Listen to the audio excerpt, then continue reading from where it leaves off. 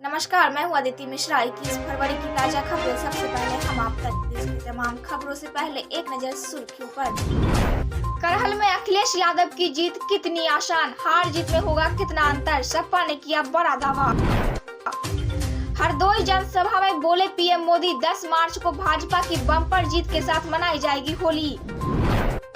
एक जिस्म दो जान, सुहना मोहना ने अमृतसर में किया मतदान। वोटिंग के लिए इसी ने किए थे एक खास इंतजाम। आतंकी मुठभेड़ में देवरिया के संतोष यादव शहीद, गांव में पसरा शोक। जानते हैं खबरें विस्तार से। बिस्फी लदनिया थाना दिवस के अवसर भूमि विवाद निराकरण के लिए बिस्फी पतौना और सीओपी के शिविर लगाया गया। बिस्फी थाना परिसर में सीओ श्रीकांत सिन्हा की अध्यक्षता में 4 विवादों की सुनवाई हुई। रघौली के विशाखा देवी बनाम शंभू ठाकुर के विवाद के समाधान के लिए सोमवार को जमीन की पैमाइश के लिए दोनों पक्षों में 1200 की राशि जमा करने को कहा गया है। यूक्रेन की राजधानी कीव में भारतीय दूतावास की ओर से वहां रह रहे भारतीयों के लिए एडवाइजरी जारी की गई है। कहा गया है कि यूक्रेन में वर्तमान परिस्थितियों को देखते हुए सभी भारतीय छात्रों और नागरिकों को सलाह दी जाती है कि वे फिलहाल यूक्रेन छोड़ दें। भारतीय स्टूडेंट और छात्रों को सलाह दी जाती है कि वे चार्टर फ्लाइट के अपने कंडक्टर में लगातार कांटेक्ट में रहें। साथ ही दूतावास के फेसबुक, वेबसाइट और ट्विटर पर अपडेट के लिए बने रहें। बेनीपट्टी उमगांव मुख्य सड़क के गौबीपुर गांव के निकट दरवाजे पर बंधी एक भैंस के ऊपर बिजली की नंगी तार टूटकर गिरने से तत्काल भैंस की मौत हो गई। वहीं बगल में बैठी पशुपालक महिला पानो देवी झुलस गई, जिससे उसके बदन पर रहे सारे कपड़े जलकर राख हो गए। बगल में बंधे दूसरा पशु भी झुलस कर घायल हो गया। आक्रोशित ग्रामीणों ने लगभग 1 घंटे तक मुख्य सड़क जाम कर बिजली विभाग की लापरवाही के विरुद्ध नारेबाजी करते रहे। बाद में पंचायत के मुखिया एवं ग्रामीणों की पहल पर जाम हटाया गया। ग्रामीणों का आरोप है कि इसके पूर्व भी यहाँ 4 बार तार टूट कर गिर चुका है। मधुबनी जिले के करीब 1500 केंद्रों पर रविवार को बुनियादी साक्षरता परीक्षा हुई। राजनगर प्रखंड में महादलित, दलित एवं अल्पसंख्यक अति पिछड़ा वर्ग अक्षर आंचल योजना के अंतर्गत नव साक्षर महिलाओं की बुनियादी साक्षरता परीक्षा का आयोजन किया गया। परीक्षा सभी सीआरसी केंद्रों पर सहायक केंद्रों पर आयोजित किया गया। बुनियादी परीक्षा निर्धारित समय पर प्रारंभ हुई। इसमें 15 से 45 आयु वर्ग की वैसी महिलाएं शामिल हुई जिन्हें पूर्व में संचालित 56 साक्षरता केंद्रों पर नव साक्षर बनाया गया है। राखी थाना पुलिस ने 10 दिन पूर्व में चाकूबाजी मामले में नामजद 2 फरार आरोपी को गिरफ्तार कर लिया है।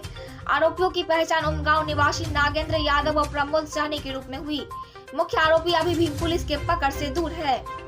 जानकारी के अनुसार 11 फरवरी की रात उमगांव निवासी शिवरतन कुमार का पुत्र रंजन कुमार गांव में ही शादी समारोह से घर लौट रहा था। इस दौरान गांव के ही नवल यादव, नागेंद्र यादव व प्रमोद सहनी के अलावा अन्य अज्ञात लोगों ने रंजन कुमार को रास्ते में घेर कर मारपीट की। मारपीट के दौरान चाकू से जानलेवा हमला किया गया, जिसमें रंजन कुमार गंभीर रूप से जख्मी हो गया। जख्मी के पिता व अन्य स्वजनों ने उसे इलाज के लिए उमगांव सीएमसी में भर्ती कराया, जहां डॉक्टर ने उसकी गंभीर स्थिति को देखते हुए बेहतर इलाज के लिए सदर अस्पताल मधुबनी रेफर कर दिया।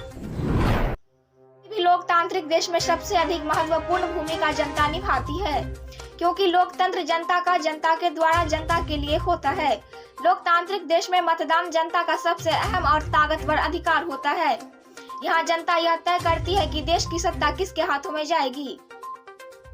विधानसभा चुनाव 2022 के तीसरे चरण में उत्तर प्रदेश के 59 और पंजाब के सभी 117 सीटों पर मतदान किए गए। दोनों राज्यों में हो रहे मतदान के लिए प्रधानमंत्री नरेंद्र मोदी ने सहित अन्य नेताओं ने मतदाताओं से वोट डालने की अपील की। उत्तर प्रदेश विधानसभा चुनाव के लिए पीएम मोदी ने कल यानी रविवार को उन्नाव में एक जनसभा को संबोधित किया और बताया कि 10 मार्च के नतीजे आने के बाद विपक्ष में क्या क्या बयान सामने आएंगे। बेनीपट्टी में थाना दिवस पर 5 मामलों की सुनवाई की गई। दोनों पक्षों की बात सुनकर अगली तारीख पर सुनवाई करने का निर्देश दिया गया। सुनवाई में 2 पुराने एवं 2 नए मामलों की सुनवाई की गई। मनपौर गांव के प्रकाश नारायण ठाकुर एवं ललन ठाकुर के बीच चल रहे जमीन विवाद की सुनवाई की गई। वहीं करहरा गांव के जय नारायण यादव एवं उपेंद्र ठाकुर के बीच चल रहे विवाद की सुनवाई भी की गई। देश में 1% से कम मामले हैं सक्रिय, 98.3% पर पहुंची रिकवरी दर। पिछले 24 घंटे के दौरान देश में 19,968 नए मामले सामने आए हैं, जबकि 48,847 लोग ठीक हुए। वहीं इस दौरान 139 लोगों की जान कोरोना ने ले ली।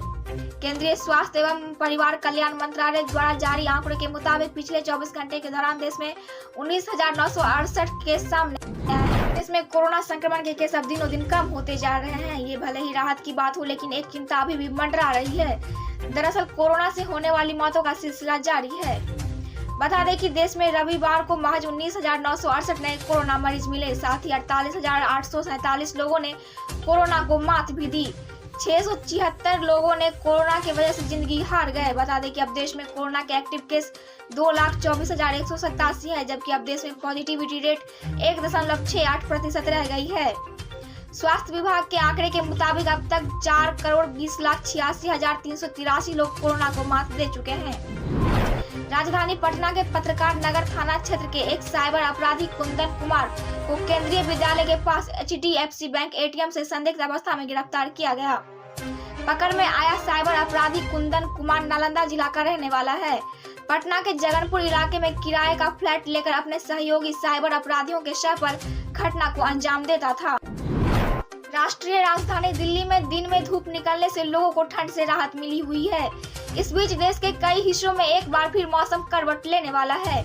भारतीय मौसम विज्ञान विभाग ने रविवार को अपने बयान में बताया कि 20 और 21 फरवरी को उत्तर पूर्वी भारत में बारिश हो सकती है। बयान में यह भी कहा गया कि रविवार को अरुणाचल प्रदेश के कई अलग अलग हिस्सों में बारिश की संभावना है। ब्रिटेन की महारानी एलिजाबेथ द्वितीय कोरोना वायरस से संक्रमित पाई गई हैं और उनमें ठंड लगने जैसे हल्के लक्षण हैं। लड़कियां भी मौज मस्ती भरा जीवन जीने के लिए शराब धंधा से जुड़ रही हैं। यह किसी भी समाज के लिए चिंता का विषय है। गुप्त सूचना पर अंग्रेजी शराब के साथ एक युवक युवती को दानापुर स्टेशन के पास से गिरफ्तार किया गया। गिरफ्तार अभियुक्त युवती नालंदा जिले की रहने वाली पल्लवी उर्फ खुशी और युवक बिहार शरीफ का रहने वाला गजाधर यादव का पुत्र बलराम यादव है। फिलहाल युवक और युवती से पूछताछ के बाद न्यायिक हिरासत में भेज दिया गया है। थाना अध्यक्ष मुकेश कुमार मुकेश ने इसकी जानकारी देते हुए बताया कि युवती खुशी कुमारी और इसका साथी बलराम यादव फरक्का एक्सप्रेस ट्रेन से मुगलसराय से शराब लेकर आ रहे थे। कपिलेश्वर में शिवरात्रि महोत्सव शांतिपूर्वक मनाने को लेकर श्रद्धालु भक्तों के साथ पदाधिकारियों ने बैठक की अध्यक्षता करते हुए SDO ने कहा कि कपिलेश्वर में शिवर के साथ भक्त विवाह भवन कपिलेश्वर स्थान रहिका मधुबनी में कपिलेश्वर के दक्षिण वरिया घाट पर सीताराम कथा एवं भजन आयोजित कार्यक्रम को विधि महोत्सव श्रद्धा एवं हर्षोल्लास से मनाने का प्रयास करें। यात्रियों एवं भक्तों को पूजा अर्चना और मेला परिसर में विधि व्यवस्था चुस्त दुरुस्त किया जाएगा। DSP ने पुलिस बल की तैनाती एवं गश्ती करने की जानकारी दी।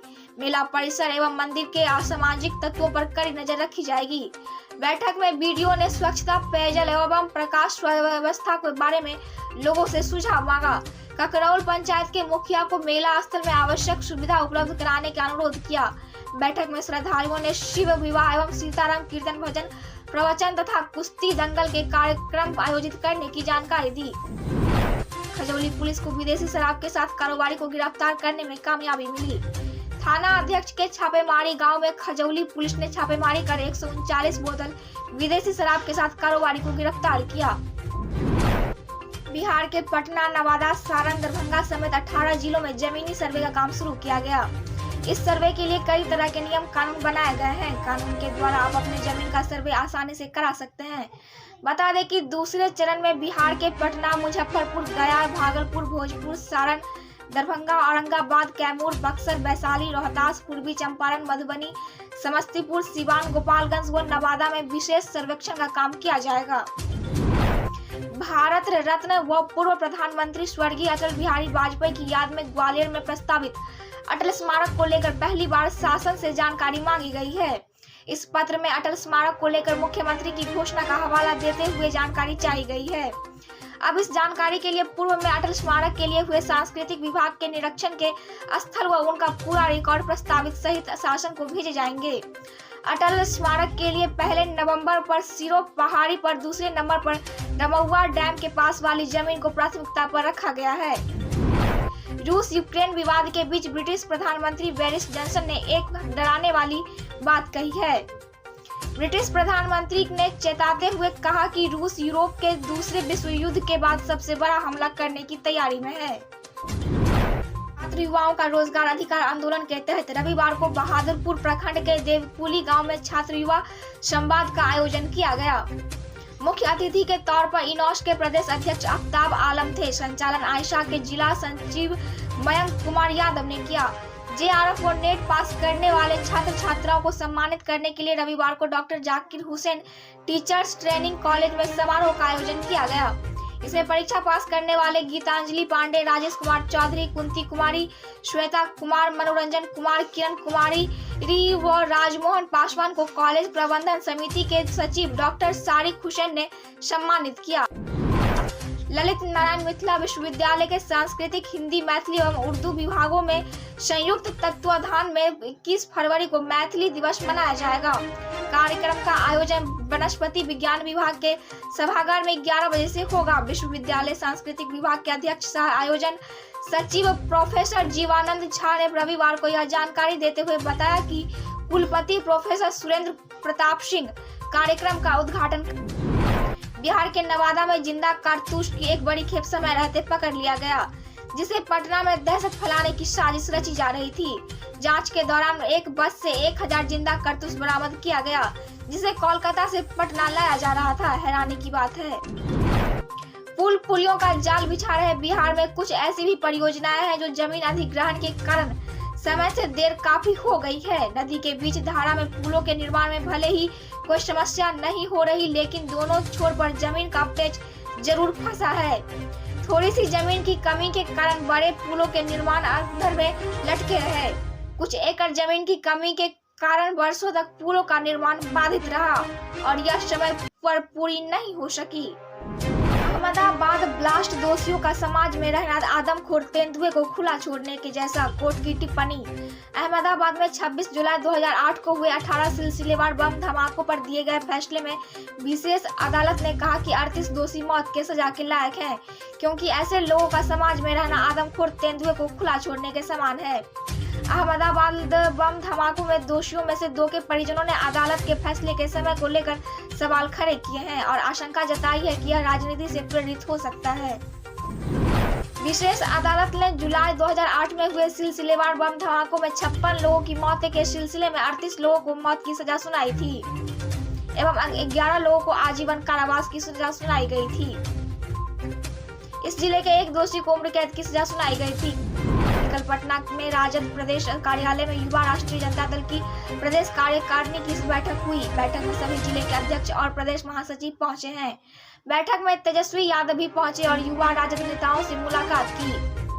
साथ ही उन्होंने मंच से राजद कार्यकर्ताओं में जोश और उत्साह भरा, साथ ही कई मैसेज भी दिए। मुझे दीजिए इजाजत, मिलेंगे कल फिर नए खबरों के साथ। तब तक आप देखते रहें हम आप तक।